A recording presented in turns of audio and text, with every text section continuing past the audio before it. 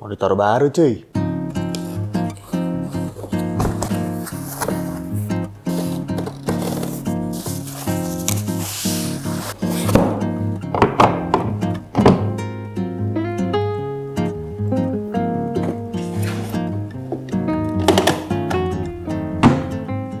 Monitor baru. Gua itu orangnya rajin banget manifesting. Dalam artian kalau misalnya gua pengen sesuatu, gua bakal tanemin pemikiran bahwa gua akan dapetin hal itu someday di kepala gua terus-menerus. Sampai akhirnya gua dapetin beneran. Ya sebenarnya jatuhnya doa sih ya, tapi kayaknya lebih keren kalau bahasanya manifesting deh.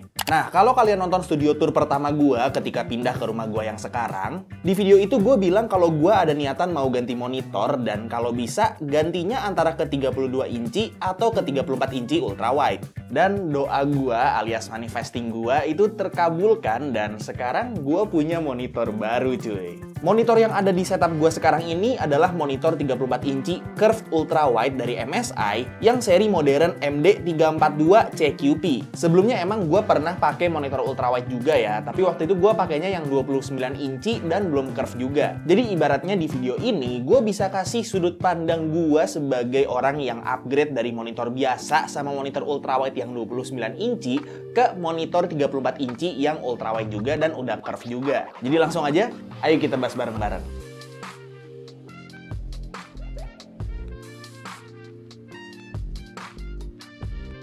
Halo semuanya, ketemu lagi sama gue Tommy. Dan di video ini gue lagi mau ngebahas monitor baru gue yang ada di setup gue sekarang ini ya, yang namanya itu MSI Modern MD342 CQP. Secara overview, monitor ini adalah monitor curve dengan ukuran layar 34 inci ultra wide, resolusinya 2K, dan emang karena dia masuk ke lini modernnya MSI, jadi sebenarnya monitor ini tuh monitor bisnis dan produktivitas ya. Tapi setelah gua pakai monitor ini selama kurang lebih hampir seminggu, gue bisa bilang kalau sebenarnya monitor ini nggak cuma jadi monitor bisnis atau monitor buat kerja aja sih. Bisa dibilang monitor ini tuh monitor all-rounder yang emang solid banget gitu, jadi bisa buat segalanya sebenarnya. Emang buat kerja tuh monitor ini enak banget ya karena space-nya tuh gede banget. Tapi buat gaming juga nggak kalah enak kok. Secara desain monitor ini emang looks-nya simple dan minimalis banget. Bener-bener ngegambarin monitor kerja sih ya. Cuman emang jujur ini logonya agak terlalu gede sih. Apalagi logo MSI kan vibes-nya gaming gitu ya. Mungkin kalau dibikin lebih kecil bakal kelihatan lebih elegan sih body monitornya. Untuk stand monitornya punya base oval yang agak gede dan ada tempat buat stand HP atau tablet gitu. Ada kabel routingnya juga dan stand monitornya udah cukup ergonomis ya. Dia bisa tilt, swivel, rotate dikit, sama bisa dinaik turunin juga. Dan ini movement ankle-nya smooth banget sih. Nggak ada ngadet-ngadetnya sama sekali cuy. Pasang stand-nya juga gampang banget dan nggak perlu obeng sama sekali. Tapi karena monitor ini bakal masuk ke setup utama gua, jadinya gua pasang monitornya di bracket gua. Dan dia punya VESA mount itu di 75x75 mm. Monitor ini juga I/O portnya bisa dibilang lengkap banget. Ada audio jack, 2 port HDMI, 1 port DP, 1 port USB-C yang udah bisa power delivery up to 98 watt dan bisa buat DP juga. 2 port USB-A, 1 port USB-B, dan 1 port USB-C. Selain itu, monitor ini juga udah ada built-in speakernya, yang surprisingly volumenya cukup gede ya. Tapi kualitas suaranya ya sekedar ada aja lah ya, layaknya kayak speaker monitor lain gitu.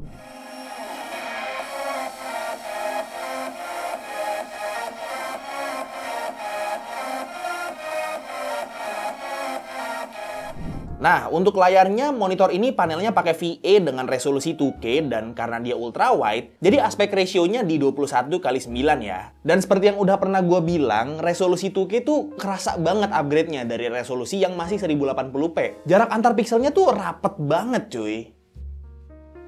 Jadi kalau selama ini kalian masih pakai monitor yang 1080p, gue saranin cobain deh upgrade ke monitor yang 2K gitu resolusinya. Dan kalian bisa rasain sendiri upgrade-nya. Cuman emang gue agak culture shock sih ya. Karena selama ini gue pakai monitor selalu yang panelnya IPS. Begitu kena panel VA, jadi notice banget warna-warna yang pudar kalau nggak dilihat dari depan persis. Tapi untungnya karena monitor ini curve, jadi pudarnya nggak terlalu parah karena ibaratnya kan layarnya tuh dibikin seolah-olah ngelilingin kita gitu. Selain itu, monitor ini punya refresh rate di 120 Hz, jadi udah smooth banget kalau buat kerja sama main game kasual. Tapi memang masih kurang optimal kalau buat main game kompetitif FPS atau game fast pace lain.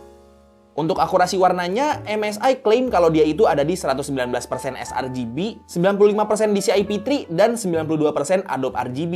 Nah, kan gua itu nggak punya alat kalibrasi monitor ya, jadi gua tuh nggak bisa ngetes sendiri untuk color gamut yang realnya tuh berapa, apakah bener yang diklaim sama MSI apa enggak gitu ya. Tapi untungnya monitor ini pernah direview juga sama Om Jagat Review, dan kalau gua kutip dari hasil tes beliau, monitor ini punya color gamut yang agak jauh ya bedanya sama yang diklaim MSI. Dan ternyata untuk preset warna yang paling tinggi color gamutnya justru bukan di preset sRGB, tapi di preset Office sama Movie. Dan untuk ganti preset warnanya ini bisa lewat OSD-nya dia yang cukup gampang juga sih buat dinavigasi.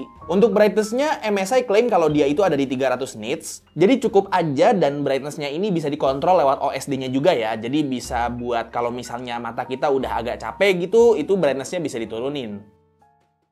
Nah, dari semua itu, gue bisa bilang kalau experience gue upgrade ke monitor MSI MD342 CQP ini tuh ternyata ada pros and cons-nya. Kita mulai dari cons-nya dulu ya. Gue pribadi ngerasa kalau akurasi warna monitor ini tuh agak off ya. Dan walaupun ada preset Movie sama Office tadi yang color gamutnya lebih tinggi, rasanya tetap warna yang preset sRGB yang paling natural sih. Di satu sisi, preset Office dan Movie kayak overly saturated gitu, tapi di sisi lain preset sRGB kurang saturasi. Jadi kayaknya monitor ini tuh perlu dikalibrasi lagi sih warnanya supaya ya warnanya lebih akurat dan lebih enak gitu, misalnya buat color grading atau buat ya main-main sama warna di kerjaan-kerjaan yang memang butuh itu gitu. Dan for some reason monitor ini tuh kalau pakai kabel HDMI cuma mentok di 100 Hz aja cuy. Kalau pakai kabel DP baru bisa akses 120 Hz-nya. Padahal harusnya kabel HDMI bisa sampai 144 Hz kan? Selain itu juga karena panel VA, seperti yang udah gue bilang tadi juga, ada sedikit kepudaran warna di bagian layar yang nggak kita lihat dari depan langsung, dan mungkin ini bisa ngaruh ketika lagi nonton film yang aspek ratio-nya 21:9. Nah, tapi rasanya menurut gue cons-nya cuma itu aja sih, dan sekarang gue mau bahas tentang pros-nya. Yang pertama, upgrade dari 27 sama 29 inci ke 34 inci yang ultra wide itu tuh kerasa banget cuy upgrade-nya. Di layar 34 inci ini gue ngerasa space yang gue punya buat multitasking tuh seolah-olah kayak pakai dua monitor sekaligus. Bahkan untuk ngerjain kerjaan administratif atau misalnya browsing-browsing, itu nggak perlu full screen, nggak perlu half screen, cukup pakai window kecil aja dan udah cukup banget ini. Dan karena windownya kecil, jadi bisa ada window-window kecil lain juga buat multitasking cuy. Yang kedua, kalau misalnya gue memang memutuskan untuk pakai full screen layar monitornya gitu ya, itu biasanya buat ngedit video supaya timeline-nya itu jadi panjang banget gitu. Jadinya enak ngeditnya dan nggak harus kebanyakan nge-scroll gitu ya. Dan kalaupun mau multitasking pas ngedit juga bisa. Misalnya, 3/4 layarnya buat editing software dan sisanya buat file explorer bisa. Tapi, kalaupun dibikin setengah-setengah juga masih cukup banget sih ini. Jadi, possibility untuk kerja dengan monitor gede kayak gini tuh banyak banget ya. Dan nggak sampai situ aja cuy. Yang ketiga, buat nonton film, terutama yang aspek ratio-nya 21:9 itu bakal jadi full screen. Nggak ada black bars-nya dan pastinya jadi lebih imersif ya.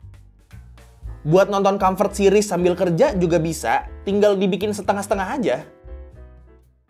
Yang keempat, monitor ini bisa gue bilang monitor all-rounder yang solid banget karena kalau dipakai buat main game AAA, itu depth of field-nya bakal jauh lebih luas. Yang artinya gameplay experience-nya juga bakal jauh lebih imersif ya. Buat main game racing pakai steering wheel juga asik nih harusnya. Dan nggak cuma sampai situ aja cuy. Buat main beberapa game kompetitif kayak misalnya FC25 Ultimate Team, itu kalian bakal dapetin unfair advantage karena lapangannya jadi kelihatan luas banget cuy. Hampir dari kotak penalti ke kotak penalti. Jadinya ya nggak perlu terlalu banyak lihat radar buat passing jauh, karena ya kelihatan di layar gitu pemainnya. Gak cuma FC25 aja yang dapat unfair advantage, tapi game-game FPS kayak Apex Legends juga bisa dapat peripheral vision yang lebih luas. Dan ini cukup nguntungin juga ya, terutama di game Battle Royale. Tapi balik lagi, monitor ini refresh rate-nya cuma 120 Hz, yang artinya kalau misalnya dipakai buat main game kompetitif yang FPS, itu ya masih kurang optimal walaupun layarnya luas sekalipun gitu. Overall, monitor ini bisa jadi monitor all-rounder yang solid banget buat banyak orang, termasuk gua. Mungkin kalau misalnya gua kerjaannya itu pure as an editor aja yang memang butuh akurasi warna yang akurat banget gitu, mungkin gua nggak akan ambil monitor ini sih. Tapi karena gua itu konten kreator yang kerjaannya tuh nggak cuma ngedit doang gitu ya, ngerjain administrasi iya, nyekrip iya, ngedit iya, ngupload iya, pokoknya ya palu gada lah ya. Monitor kayak gini cocok banget sih buat gua. Ibaratnya dengan satu monitor aja tuh bisa multitasking layaknya pakai dua monitor, tapi nggak perlu ribet beneran punya dua monitor gitu. Untuk harganya, monitor MSI modern MD342 CQP ini ada di 6.899.000. Harga yang emang mahal banget ya. Tapi balik lagi, kalau misalnya emang udah keluar duit segitu, berarti monitornya tuh harus jadi aset produktif gitu ya, supaya ya nggak nyesek-nyesek banget gitu keluar duitnya. Dan untuk monitor MSI modern MD342 CQP ini udah dapat garansi 3 tahun termasuk garansi panelnya juga ya. Jadi ya cukup oke lah untuk after sales-nya. Untuk paket pembeliannya, selain dapat monitor dan stand-nya, kalian bakal dapat adapter sama kabel powernya, dapat kabel DP, dapat kabel USB Type-B to USB-A, dapat baut VESA mount sama user manualnya. Pada akhirnya, pilihan monitor itu bakal balik ke kebutuhan masing-masing. Kebetulan, kebutuhan gua bukan cuma buat kerja doang, bukan cuma buat ngedit doang, dan bukan cuma buat gaming doang. Jadinya ya cocok sih ngambil monitor gede yang all-rounder gini, paling cuma kurang di panelnya aja sih. Kira-kira kapan ya ada monitor ultrawide yang panelnya IPS? Atau jangan-jangan udah ada ya? Buat kalian yang tertarik buat beli monitor MSI modern MD342 CQP ini juga, link pembeliannya udah gua taruh di deskripsi di bawah, jadi kalian bisa langsung cek aja. Oke, paling segitu aja untuk review singkat gua terhadap monitor baru gua ini ya. Semoga video ini bermanfaat buat kalian semua, dan semoga seenggaknya salah satu dari kalian itu bisa keracunan dan beli monitor ini karena gua. Kalau misalnya kalian suka videonya, silahkan like dan kasih tahu ke teman-teman kalian. Dan kalau misalnya kalian nggak suka videonya, silahkan kasih tahu ke gua. Jangan lupa untuk subscribe supaya kalian nggak kelewatan video gue yang selanjutnya. Dan jangan lupa juga untuk follow semua sosial media gua yang udah gua taruh di deskripsi di bawah. Itu aja untuk videonya. Sekali lagi, thank you banget yang udah nonton dari awal sampai akhir. It's been by Tommy, and as always, peace out.